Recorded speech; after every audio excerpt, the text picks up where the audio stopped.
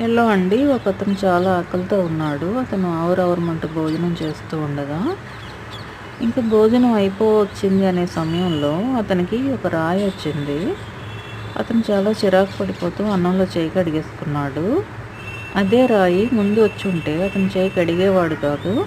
ఆ రాయిని తీసి భద్రంగా పక్కన పెట్టి అన్నం తినేవాడు. చాలా ఆకలితో ఉన్నాడు గాబట్టి. మనుషులందరూ ఆల్మోస్ట్ ఇలాగే ఉంటారండి. అవకాశాలు, అవసరాలు ఉన్నప్పుడు ఒకలాగా, అవి లేనప్పుడు ఒకలాగా బిహేవ్ చేస్తూ ఉంటారు. హ్యూమన్ సైకాలజీ అలా ఉంటుంది. దానికి మనం ఏం చేయలేము. జస్ట్ ఊరికే చెప్పా అంతే.